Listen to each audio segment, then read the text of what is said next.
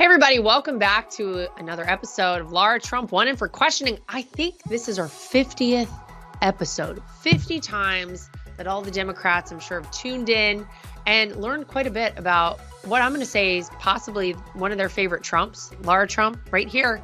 Send in your questions, Democrats. I want them all. We are now proudly part of Salem, and we're excited to get to your questions. But before we start, I want to tell you very quickly about one of our sponsors, AMAC. America deserves better, a fighting chance to become the great country it once was. When I think of people like my own parents, honest, hardworking, down-to-earth Americans, I think of organizations like AMAC. The Association of Mature American Citizens is America's leading conservative senior advocacy and benefits organization. This is your non-woke alternative to the AARP with 2 million members strong. Americans are recognizing that where they spend their dollars actually matters. Giving your hard-earned money to the AARP further funds the decline of American values and promotes agendas that we, the people, do not support. AMAC listens to their members and voices their concerns in Washington. They're here to offer you guidance, support, and address the issues that matter most in our communities. Join AMAC today and get exclusive benefits that can save you money. You've built this nation, weathered challenging times, and witnessed moments of greatness.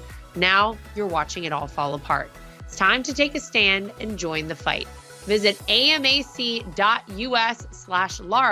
That's amac.us/LARA to take action. Join AMAC, save the nation, and now let's get back to all of your questions. Okay, here we go. Question number 1. Coolest place in the White House? You can't say the Oval Office. It's actually not the coolest. Here's the place that, no surprise, I actually was like, this is really cool. There's a gym in the White House. Now, maybe that's not surprising, but the White House has several stories. I don't even know how far below ground the White House goes because they only took us to certain places. I didn't have the clearance, you see, to go everywhere. But up on, I want to say it's the 3rd or maybe it's technically the 4th floor of the White House is the White House gym. And I'll never forget the first time I actually went and used the gym. I was there. It must have been around inauguration time, or maybe it was the first time I visited after inauguration. Anyway, there by myself. Big shocker. Nobody else had joined me at the time. These days, Eric Trump would be in there with me, so don't kid yourself. We got that one going. But I was there, and I had the TV on, and there on the TV is a picture, live shot. It was probably on Fox News of the White House. And I'm like looking at it as I'm in the White House working out. It was one of the crazier experiences. And I was like, God, this is real. Like, this is actually happening. Really amazing. There's also, I think my favorite spot would have to be in the residential quarters of the White House. You've seen those like half oval windows, beautiful. That's sort of on either end of where the president and first lady and, Barron at the time were living. And right there in the hallway is a beautiful grand piano. I believe it's a Steinway. And I couldn't help myself, but every now and again, just go over and just do a little piano playing in the White House. There also is a huge grand piano in like the main, I don't even know, foyer area, like by the front doors of the White House, that they often have a Marine playing if you go to formal events at the White House. But yeah, those are some pretty cool spots. Also, I mean, everybody's heard about the bowling alley. That's fun. And then I think another spot that I didn't really know existed, there are these little offices downstairs, and there's a guy there who, I guess he's like a horticulturist or something. He takes care of a lot of the plants and vegetation on the property there, but he's also like the animal whisperer around there. So when the Obamas were there and they had their dogs, he was taking care of their dogs a lot of the time. And then they asked us before we had kids to bring our dogs, no joke, to the White House Easter egg roll. And I obliged very happily. Charlie and Ben were there. And this guy, after we did like the formal stuff outside, we were going to go up and do some family time. And instead of bringing the dogs, which would have been okay, he was like, can I keep the dogs down here with me? So this guy's got a whole setup in his office for animals. Love that too. There's a lot of info You didn't know about the White House, right? Yeah, stay tuned, because I'll tell you what, I'm going to take notes for next time, and I'll have even better things to tell you come 2025 when we're back in there for round 2. Okay. Next question. What got you into fitness? Gosh, I guess my whole life. I'm going to say my parents. Shout out to Bob and Linda Unaska. Yeah, I think it's kind of a natural thing. If you see your parents doing things, you in turn want to replicate that. And I mean, I grew up playing all different kinds of sports. And I actually remember there was one summer, it must have been in high school, where it was between sports seasons, right? So like summer, you kind of like have fun and relax, and you're not maybe doing the same kind of conditioning you otherwise would be doing for whatever the sport is. And I remember telling my mom, I was like, I don't understand. Like, I used to have muscles, and like all of a sudden they're gone. And she was like, well, you haven't been using them. And that's the first time it dawned on me. I was like, oh, I got to keep this going all the time. I see what we're doing here. So that was it. And then that's all she wrote for me. Since then on, I've always been into it. And what I notice is the times I can't work out like I want to, or don't have access to it, or too busy, or traveling, or whatever it is, start to get a little crazy. I'll be honest. Don't take my word for it. Ask Eric Trump. He'll tell you I can get a little crazy. It is a good stress reliever for me. It is the way that I certainly blow off steam, and kind of like that's like a meditative thing for me, is working out. So shout out to my parents. I'm trying to do it for my kids. So far it's working. Tonight, just before dinner, Luke was like, Mom, will you come play football with me in the backyard? Absolutely. It was great. Could the actual Democrat nominee be Michelle Obama? Why not? Why not? How is it going to be Joe Biden? This is my question. Are we kidding ourselves right now? Are the Democrats kidding themselves? Guys, are you serious? This is the one. I mean, I guess I shouldn't be so shocked. You ran him in 2020 and he won in 2020. Yeah, I'll do that again. Why not Michelle Obama? Joe Biden has the most abysmal of everything. He doesn't inspire confidence. He's not cool in any way. That's why he's losing the youth vote. Don't forget, that's a block the Democrats cannot afford to lose. I think it's the New York Times just did a poll, and Donald Trump is beating Joe Biden and 18 to 34-year-old voters by like 5 points. Beating him. That is unheard of. The Democrats must be blowing their brains out right now and freaking out, because you can't have that. He's losing support in the African-American community. He's down like 25 points from when he won in 2020. And I'll put that in air quotes again, won in 2020. Yeah, it really is shocking to see that he is still there trying to, be president of the United States. Right now, his approval rating overall is 33%. You've never had an incumbent president win with an approval rating that low.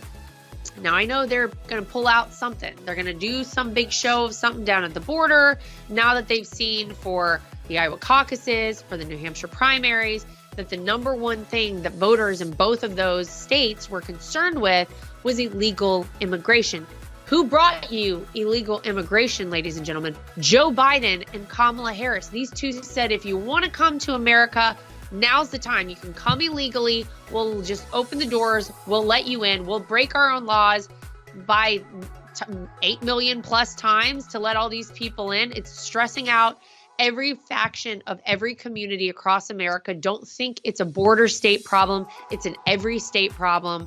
So yeah, they're in a real pickle on the Democrat side of the aisle. And gotta tell you, Michelle has kind of popped up here and there. She has a very high overall approval rating when you just look at likability of a candidate, which, let's face it, the Democrats need right now. So yeah, in my mind, I could see a world in which Joe Biden has a health issue, or he needs to step down to deal with family issues, a la Hunter and all the mess that follows him everywhere. I don't know. I could see a world in which the DNC makes some deal and they're like, time's up, Joe, gotta go. And they're going to partner up Michelle Obama with Kamala Harris. I don't know. It's crazier things have happened.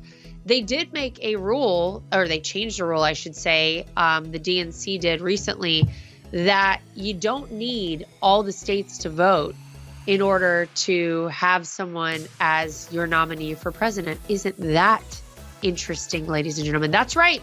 Folks at the DNC could just be like, Joe Schmo, you're up. It's your turn to be president. You're going to run for the Democrat ticket. And that's it. That's all they need. They just make the decision. You see how they do this? It's not about what we, the people, want if you're a Democrat. It's what they will tell us they're giving us. And that's how it works for them. So I don't know why you would change a rule like that. I don't know how you run someone like Joe Biden. I've said this for a long time. I do not believe he will be the nominee for the Democrats come election day this year. But let's wait and see what happens. Just keep your eyes peeled for what they're doing out there. Keep your eyes peeled for Michelle. Just saying, crazier things have happened in this country, especially with the Democrats. Okay. All right, sorry to interrupt the show. Really quickly before we get back to your questions, if you're anything like me, you know that I take my health very seriously, and maybe you do too. In fact, with each year that passes, the goal of staying in my healthiest and best shape takes on more and more importance for me in my life. Feeling good is something that I don't take for granted because it's become an essential goal for me every single day. That means there are specific things that I need to do to make sure that I'm feeling my absolute best. One of those things is remembering to take Balance of Nature supplements. How did I choose Balance of Nature? There are so many products out there, it's almost impossible to know that you've actually made the right choice. With Balance of Nature, you know that everything is made from whole food ingredients just the way it should be. So if getting more serious about your health is something you've been wanting to commit to, I highly recommend you check out Balance of Nature. You can order them directly at www.balanceofnature.com and use promo code LARA, that's LARA, to get 35% off your order. All right, let's get back to these questions here. Next question. Have you had knee or leg surgery before? Nope. I better knock on some wood because y'all are going to have me falling down some steps here soon. See, that's the way I think about these things. The second I'm like, oh, this happens every time. I'm like, I'll think about it at night right before I go to bed. I'm like, everyone in the house has been healthy. I've been healthy. Eric, the dogs, the kids. Somebody's sick the next day. They're like, could you pick your kid up from school? She's got a fever. I'm like, oh my gosh. That's how it goes. So no, I've never had knee or leg surgery. Now I've had a lot of surgeries on my arms and wrists. So I broke this wrist. You probably can't even see the scar. 3 weeks before Eric and I got married, I was jumping horses, no surprise there, and my horse got a little wild. I ended up on the ground and I did the thing you're not supposed to do. All the equestrian folks out there know you don't put your hands down. I did it. Broke this wrist and needed a full surgery over here. Had, I don't even know, 2 plates and I don't know, 15 or something screws in my wrist. This one I didn't even know I had broken until the next day when I went in to get like all set up for my surgery, and they were like, we should x-ray that wrist as well because that doesn't look great. So I had surgery there. I had a bunch of bone spurs in my elbow. Very cute thing, bone spurs. Who doesn't love a bone spur? And I had to get those removed. That was an old cheerleading injury.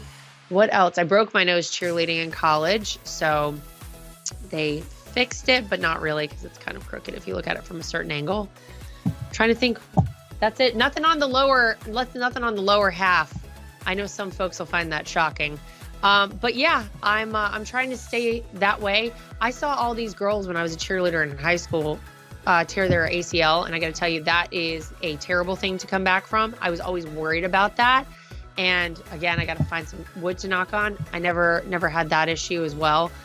I try to mix it up these days. You know, after you get up over a certain age, they say you shouldn't be running as much. I still love to run. I ran this morning, truth be told.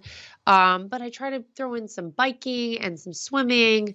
Triathlons have been good for me to get into that stuff so that it's not so much wear and tear on my body, because I'm not trying to have knee or hip replacements anytime soon. So fingers crossed on that, and we can hope we stay down there. Now, Eric has had surgery on right or left ankle. He broke his ankle. This is right after we first met. And I knew he had broken his ankle because he tried to play it off like he was fine. And he was like, yeah, you want to go get some ice cream at Ben & Jerry's? And I was like, I saw you just go down. Are you sure you're okay? I'm fine. Meanwhile, 20 minutes later in the emergency room. Okay. All right. Here we go. Final question. Oh, when is your hip hop album coming out? Y'all don't even think this isn't even a joke. I'm just telling you right now. Don't sleep on this. You don't know what's coming down the pike. I got things I'm working on right now. That's what I'll say. I'm working with a lot of very creative people. I'll put it that way. It's been a whole new thing for me. I've loved it. And yeah, I'm having a great time. So if you're having fun doing something, keep doing it, right? So I don't know, hip hop album, Tom McDonald, I'm waiting to do a spot on maybe one of his next tracks. Again, I'm ready if he wants to hand me the mic. You could quite frankly plug in any like 90s hip hop or rap song and I'll probably be available to, I don't even need the words on the screen. I can just go. That's fine. So you never know. You never know what you're going to get with the Trumps, especially with one who wasn't born a Trump. See, I just snuck in, right? Here I am. You never know. So stay tuned for that. And maybe we'll have something to report on a new episode coming up very soon of Lara Trump Wanted for Questioning on that very topic. So check back with us. All right, that's going to do it for us today. Thank you for these great questions. Send us more. Post under this episode. Post on any of our social media. Make sure you like, subscribe, share, and follow. And we'll see you back here next time for more of Lara Trump Wanted for Questioning.